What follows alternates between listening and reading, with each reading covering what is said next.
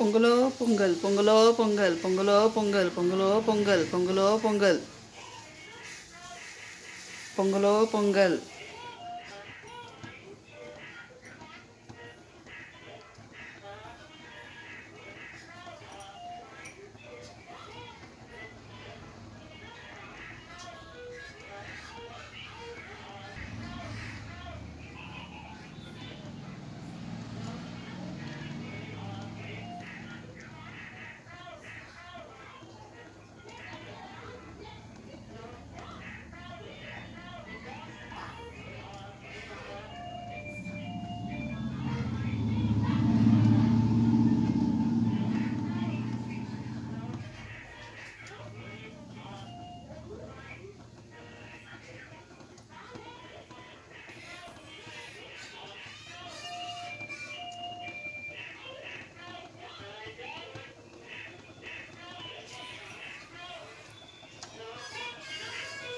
பொங்கலோ பொங்கல் பொங்கலோ பொங்கல் பொங்கலோ பொங்கல்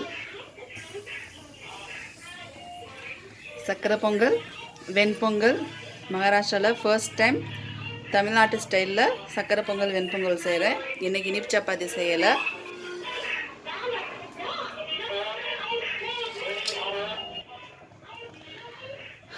வெண்பொங்கலுக்கு மிளகு சேர்த்துக்கிறேன். நாங்கள் தட்டி சேர்க்க மாட்டோம், அப்படியே தான் சேர்ப்போம். இங்கே வந்து மகாராஷ்டிராவில் இனிப்பு சப்பாத்தி தான் செய்வாங்க, பொங்கல் செய்ய மாட்டாங்க. ஸோ இங்கே வந்து இந்த மாதிரி டைமில் மஞ்சள் கொத்தெல்லாம் நம்ம வாங்கி கட்ட முடியாது. அதனால் வீட்டில் இருக்க மஞ்சளை ஒரு நூலில் கட்டி 2 பாத்திரத்துலேயே வச்சுட்டேன். ஸோ ரொம்ப சந்தோஷமாக இருக்குது. முதல் தடவை நான் வந்து தமிழ்நாட்டு ஸ்டைலில் என்னால் முடிஞ்சதை நான் செய்கிறேன். பட் ஆனால் இங்கே கிடைக்கிற மாதிரி காய்கறி கூட்டி இங்கே செய்ய முடியாது. வெறும் பொங்கல் மட்டும்தான் இன்றைக்கி.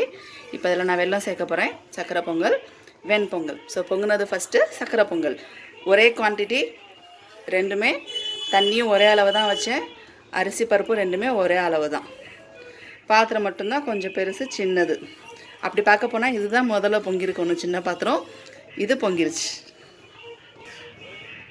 ஸோ முக்கால்வாசி வெந்ததுக்கப்புறம் தான் நான் வெல்லம் சேர்க்க போகிறேன். காவாசி வெந்துருச்சு. வெல்லம் தட்டியிருக்கேன். பெருசு பெருசாக தான் தட்டி போடுறேன். எனக்கு இனிப்பு ரொம்ப பிடிக்கும். ஸோ இனிப்பு நிறையாவே போட்டிருக்கேன்.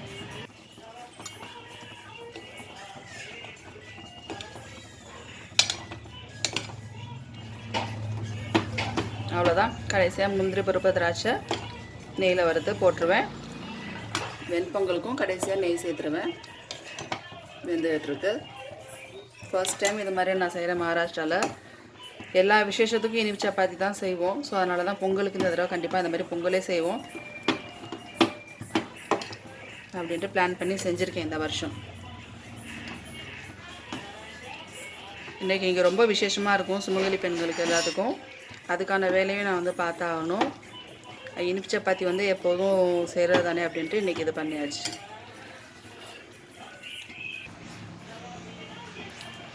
நெய் சேர்த்துக்கிறேன் கொஞ்சம். வீட்டில் நெய் கொஞ்சம் தான் இருக்குது செஞ்சது. அதனால் கடையிலேருந்து வாங்கின நெய் தான் சேர்த்துருக்கேன்.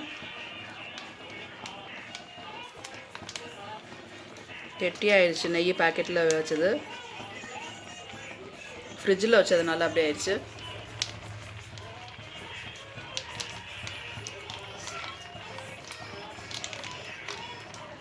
இந்த வீடியோ பார்க்குறவங்க யாரும் உங்கள் வீட்டில் எந்த பொங்கல் ஃபஸ்ட்டு பொங்குச்சுங்கிறதையும் கமெண்ட் பண்ணுங்கள். எந்த திசையை பார்த்து பொங்குச்சுங்கிறதையும் கமெண்ட் பண்ணுங்கள். என்னோடய பொங்கல் எந்த திசையில் பொங்குனது அப்படிங்கிறதையும் நீங்கள் எனக்கு சொல்லுங்கள். என்னோடய அடுப்பு கிழக்க பார்த்து தான் இருக்குது.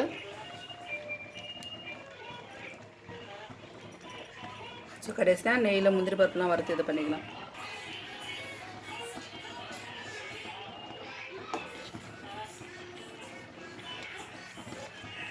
நல்லா குழைய வேகணுங்கிறதுக்காக நான் வச்சுருக்கேன். நெய் பாக்கெட் இப்படி சைடில் வச்சோம் அப்படின்னா அது கட்டியாக இருக்கிறது கரைஞ்சிடும்.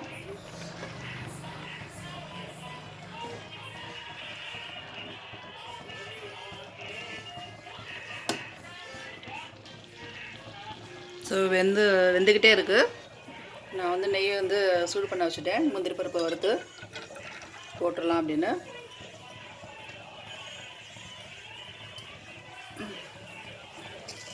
நான் ஒரு கிண்ணம் அது மாதிரி தாளிக்கிறதுக்காகவே வச்சுருக்கேன் தனியாக. ஏன்னா அது மாதிரி என்ன ஆகும் அப்படின்னா கருப்படிக்கும் இல்லையா பாத்திரம், அதுக்காகவே.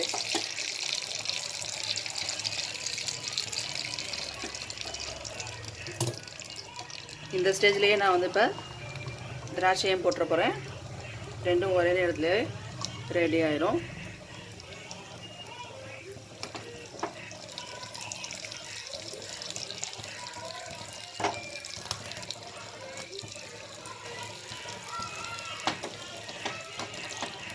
திராட்சை நல்லா உப்பி வரும் இல்லையா, சாப்பிடவே நல்லாயிருக்கும்.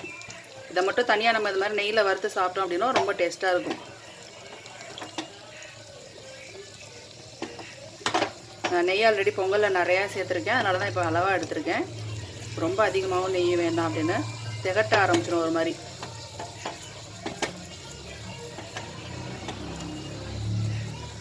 நல்லா ப்ரௌன் கலராக ஆனதுக்கப்புறம் நீங்கள் திராட்சை போட்டிங்கன்னா கருகிடும் முந்திரி பருப்பு.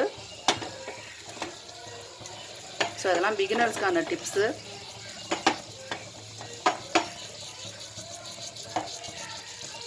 கொஞ்சம் ஸ்லோவாக வச்சு பண்ணோம் அப்படின்னா அழகாக நம்ம செஞ்சிடலாம். பொறுமையாக பண்ணணும். பாருங்கள், உப்பி வந்துருச்சா? சின்ன கிண்ணத்துலேயே நான் வந்து ரெண்டுமே இதை பண்ணிட்டேன், தனித்தனியாக இதை பண்ணாமல். டைம் சேவ் ஆகும், நமக்கு சட்டுன்னு முடிச்சிடலாம். அவ்வளோதான், புரிஞ்சிருச்சு. இப்போ நம்ம சேர்க்க வேண்டியதான். நான் இப்போ சேர்த்துட்டு காட்டுறேன். டன். ரெண்டு இதுலேயுமே சேர்த்தாச்சு. எவ்வளோ வேணுமோ அவ்வளோதான். இப்போ தண்ணியெல்லாம் குறைஞ்சதுக்கப்புறம் இறக்கி வச்சிட வேண்டியதுதான். ஆல்மோஸ்ட் எல்லாமே நல்லா நமக்கு குழையவே வெந்துருச்சு. தண்ணி மட்டும் இது பண்ண வேண்டியதுதான். ஓகே ஃப்ரெண்ட்ஸ், நான் ஆஃப் பண்ணுற ஸ்டேஜில் காட்டுறேன். ஓகே, ரெடி ஆயிடுச்சு. இப்போ கடைசியாக கொஞ்சம் கொஞ்சம் பால் சேர்த்து ஒரு நிமிஷம் வச்சுட்டு ஆஃப் பண்ண போகிறேன்.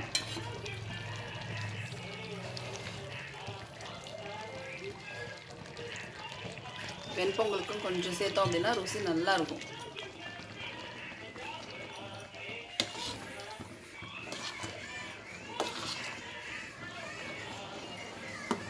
கடைசியில் சேர்த்தோம் அப்படின்னா ஃப்ளேவர் மாறாமல் இருக்கும், அதுக்காக தான்.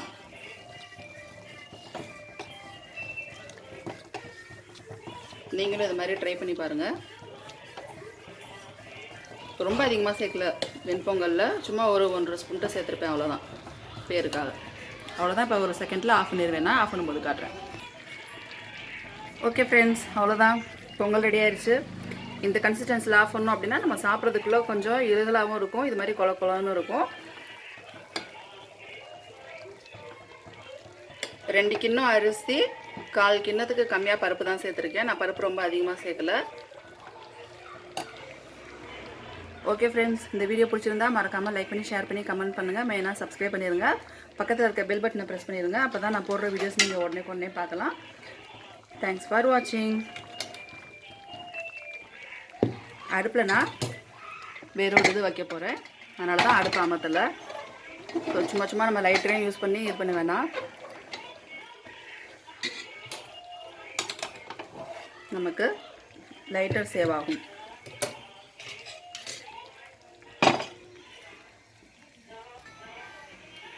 Thanks for watching, friends.